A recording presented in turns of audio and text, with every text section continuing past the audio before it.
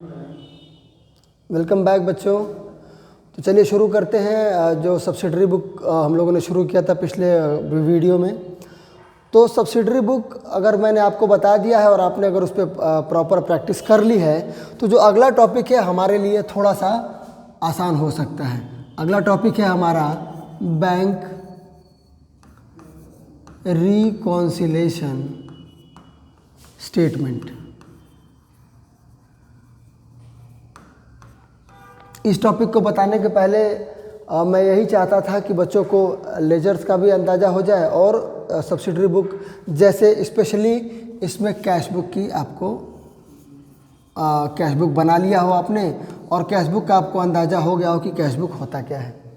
तो cash book बताने से पहले मैं आपको कुछ बातें और शेयर, कैश बुक तो मैंने वैसे ही बता ही दिया है, तो कुछ बातें और मैं शेयर करना चाहता हूँ कि देखिए बैंक एक हमारा ऐसा एसेट है, बैंक अकाउंट ये हमारा एक प्रकार का एसेट है जिसकी डिटेल्स हम दो जगहों से एक तो हम अपने कैश बुक में भी इसको फॉलो करते हैं, मेंशन करते हैं, कैश बुक में भी इसको लिख के रखते हैं। कैश बुक में कहाँ पे? तो बैंक कॉलम में।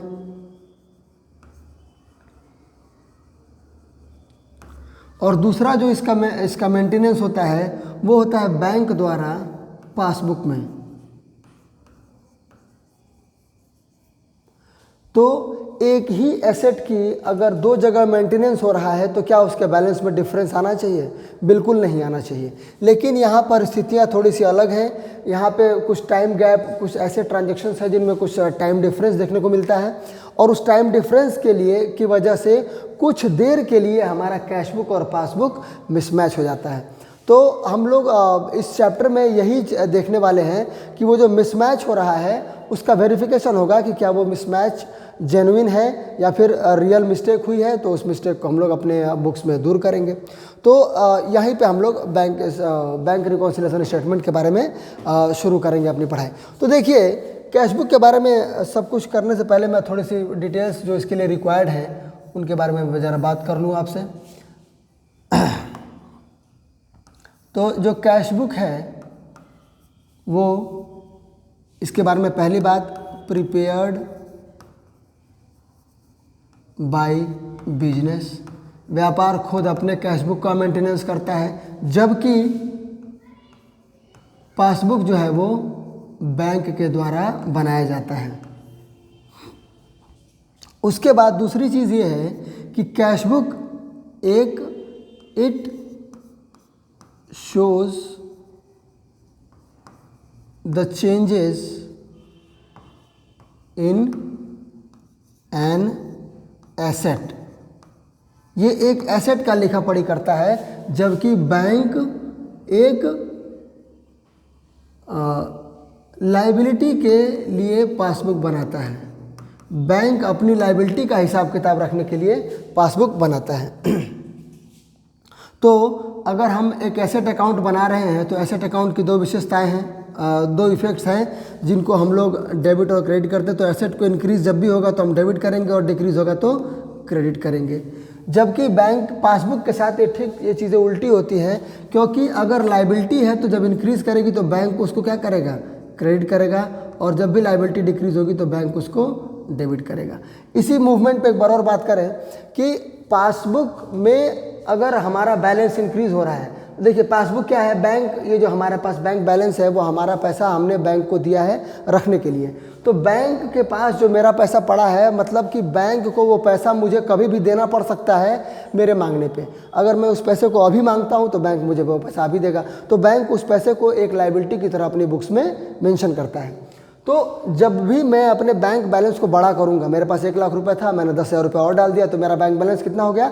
1 लाख से 1,10,000 रुपया हो गया। तो जब भी मेरा बैंक बैलेंस बढ़ता है तो मैं अपनी बुक्स में उसको डेबिट करता हूं, और क्योंकि मेरा एसेट बढ़ रहा होता है। लेकिन ये जो बैंक है, बैंक अपनी पासबुक में उसको क्रेडिट करता है क्योंकि उसकी लायबिलिटी उसी क्षण बढ़ रही होती है। और रही बात डिक्रीज करने की, जब मैं बैंक से पैसा निकालता हूँ तो मेरा एसेट कम होता है। विड्रॉ करने पे तो मैं अपने अकाउंट्स में, अपनी कैश बुक में बैंक कॉलम को क्रेडिट करूँगा, जबकि पासबुक में उसकी लायबिलिटी कम हो रही है तो वो उस डिक्रीज़ को क्या करेगा, डेबिट करेगा। इसीलिए जब हम बैंक में पैसा हमारे जमा होता है तो बैंक लिखता है क्रेडिटेड, और हमें लगता है कि ये क्रेडिटेड क्यों लिख रहा है। और क्रेडिटेड कब होता है, जब पैसा डिपॉजिट होता है, और डेबिटेड कब होता है, जब पैसा विड्रॉल होता है।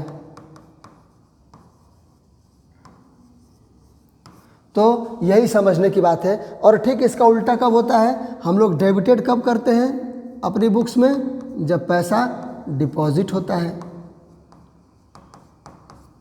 और हम उसको क्रेडिट करते हैं अपनी बुक्स में जब हमारे पास कोई विड्रॉल, हम कोई अपने बैंक से विड्रॉल कर रहे होते हैं। तो हमें इन्हीं बातों को ध्यान में रखना है। इस चैप्टर को अगर सक्सेसफुली कॉन्कर करना है तो हमें इन बातों को ध्यान में लेके चलना होगा।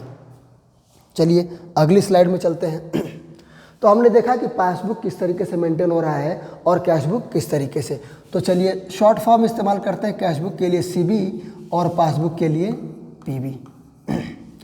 तो जिस तरीके से हम लोगों ने देखा कि कैश बुक जो होता है वो डेबिट होता है इंक्रीज पे, और डिक्रीज पे वो क्रेडिट होता है। तो पासबुक में ये हमारा एसेट है, तो जब भी इसका डेबिट बैलेंस होगा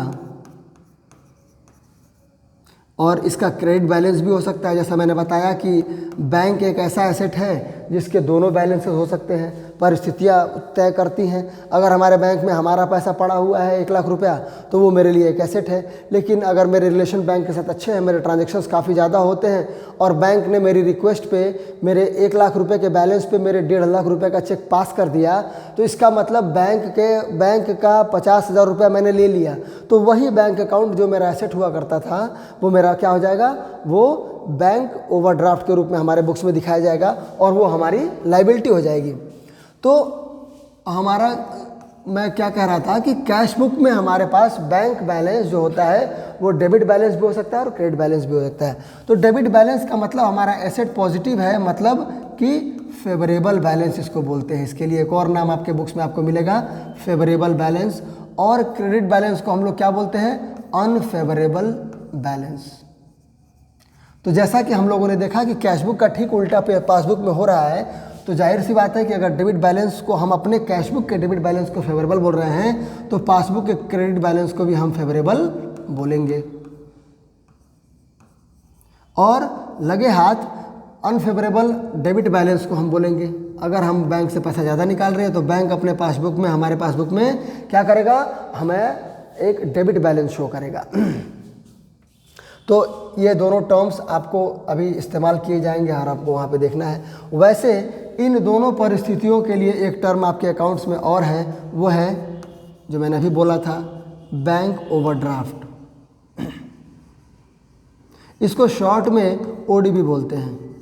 ठीक, तो ये वो बेसिक चीज़ें हैं जो आपको आनी चाहिए थी। और जैसा कि मैंने बताया कि एक ही एसेट को 2 जगह मेंटेन किया जा रहा है, 2 जगह उनकी लिखा पढ़ी की जा रही है, तो जाहिर सी बात है उनको मैच करना चाहिए था, लेकिन ये मैच नहीं करते हैं। मैच नहीं करने का कारण क्या है, चलिए देखते हैं अगली स्लाइड में। रीजंस बिहाइंड मिसमैच ऑफ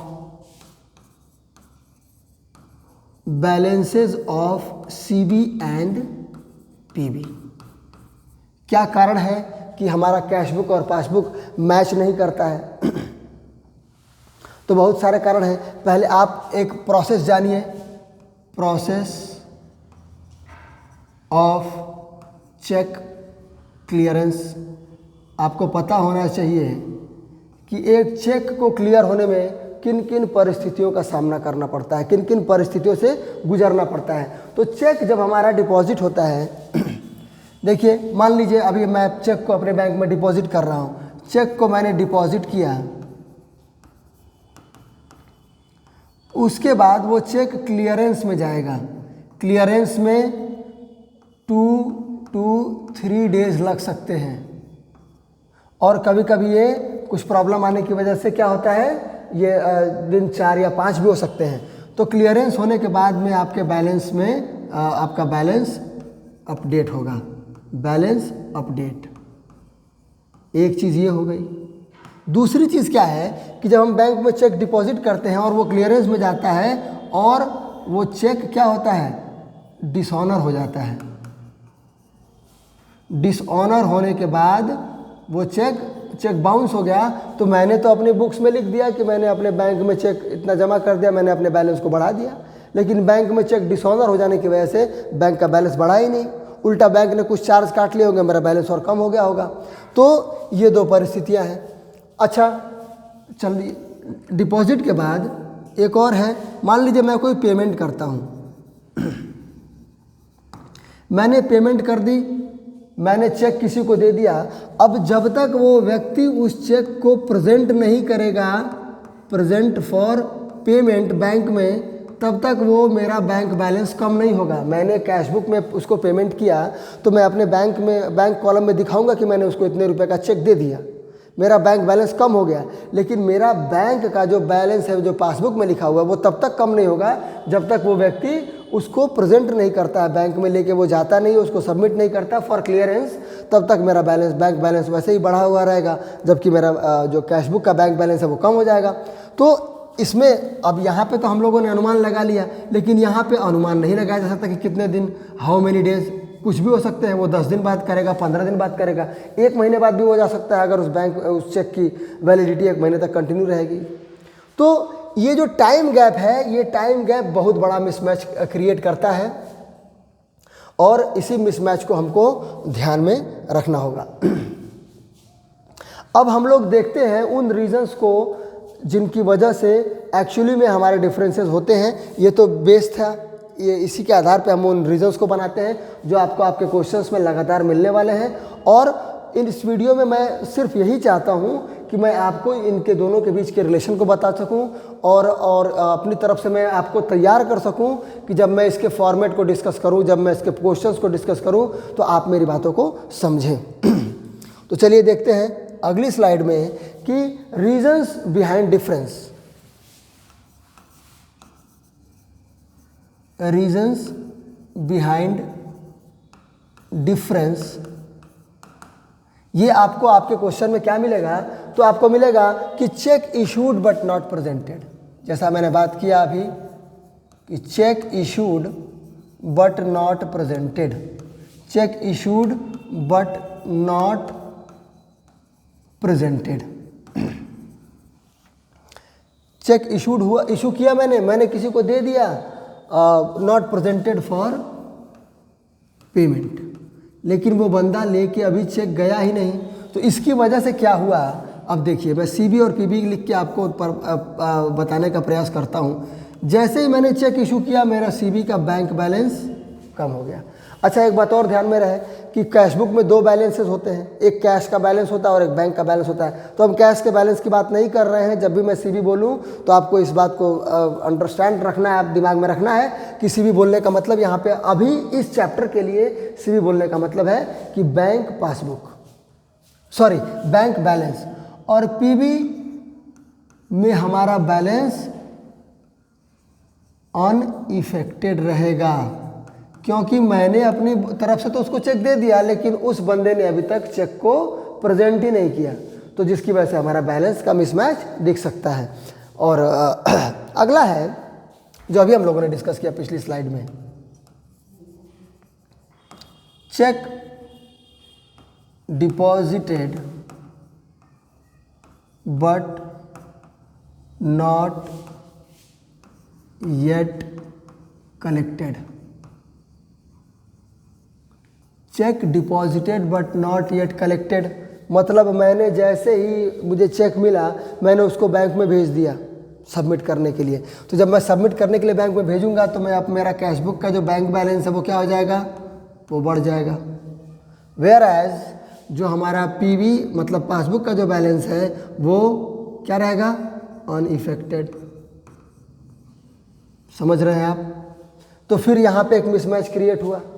हमको बस इसी मिसमैच को वेरीफाई करना है कि whether the mismatch is the reason behind difference, the mismatch. Okay, अगला है कि cheque paid but dishonoured, cheque deposited, मैंने डिपॉजिट कर दिया बट डिसऑनर्ड,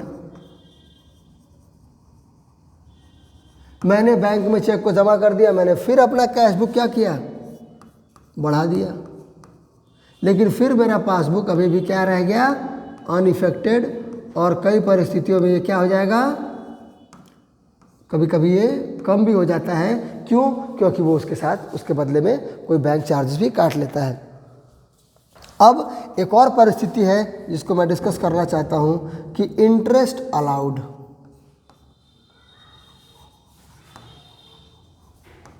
बैंक ने कोई हमें इंटरेस्ट दे दिया है जिसके बारे में हमको पता नहीं चला, फिर dividend collected by bank, directly हमारे किसी इन्वेस्टमेंट का डिविडेंड हमारे सीधा बैंक में आ गया, हमको पता ही नहीं चला, तो मेरा कैश बुक अपडेट नहीं हो पाया। और any payment directly received through bank, अगर बैंक के थ्रू हमारा कोई पेमेंट, कोई हमारा डेटर है जो हमें पेमेंट करना चाहता है और उसने कर दिया, हमें बताया ही नहीं, तो एक्चुअली ऐसा होता नहीं है कि कोई पेमेंट करे और हमको बताया नहीं, लेकिन ये परिस्थितियाँ भी क्रिएट हो सकती हैं। आप आज के ज़माने में कुछ भी पॉसिबल है। तो हम इन परिस्थितियों में फिर हमारे कैश बुक पे क्या प्रभाव पड़ेगा, आप देख सकते हैं, हमारा कैश बुक क्या हो जाएगा, इंटरेस्ट अलाउड, हमारा कैश बुक यहाँ पे अनइफेक्टेड रहेगा, जबकि हमारे पासबुक में क्या हो जाएगी, बढ़ोतरी हो जाएगी।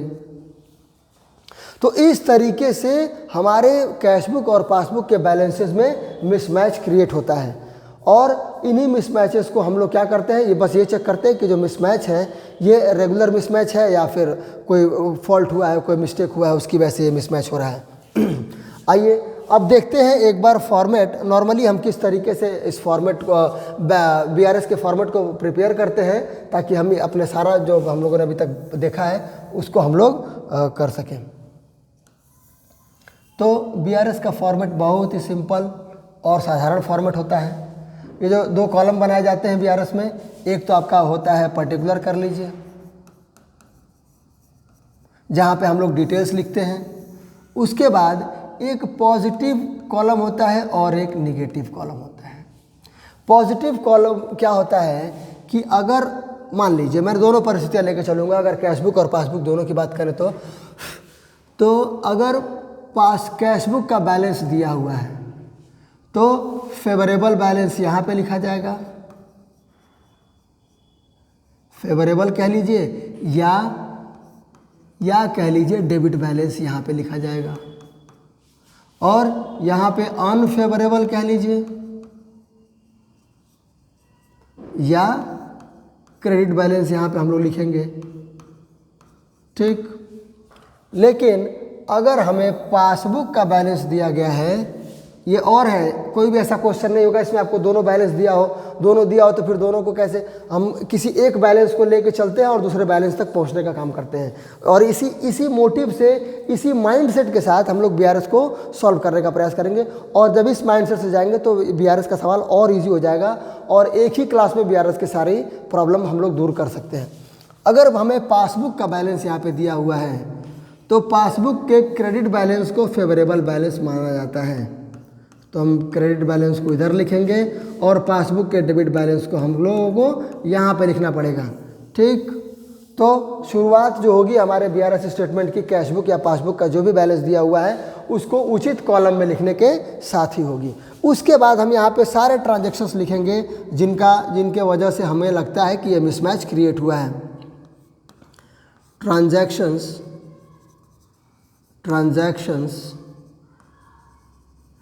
responsible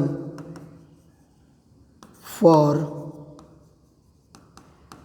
mismatch of CB and PB balance। ठीक है, उन सबको लिखते जाएंगे और फिर उन पे पड़ने वाले प्रभाव को जोड़ना है या घटाना है, उसके हिसाब से हम लोग जोड़ने वाले कॉलम में जोड़ने का लिखेंगे और घटाने वाले कॉलम में, निगेटिव वाले कॉलम में हम लोग घटाने वाले सारे आइटम्स लिखेंगे। और ये हम तब जानेंगे कि किन ट्रांजैक्शंस के इफेक्ट को घटाना है और किन इफेक्ट्स को बढ़ाना है, जोड़ना है। ये हमें अगली वीडियो में मैं आपको बताऊँगा, जब मैं एक सवाल के साथ आपके पास आऊँगा और मैं कुछ और बेसिक्स की बातें कर लूँगा, फिर जाके मैं आपको उन चीज़ों को एक्सप्लेन करूँगा। तो ये शॉर्ट वीडियो मैंने सिर्फ इसलिए बनाया था ताकि आपको BRS के थोड़े से बेसिक्स दे पाऊँ।